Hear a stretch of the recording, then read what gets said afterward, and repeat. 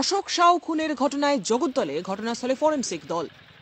তৃণমূল কংগ্রেস নেতা অশোক সাউ খুন হন গত 13ই নভেম্বর।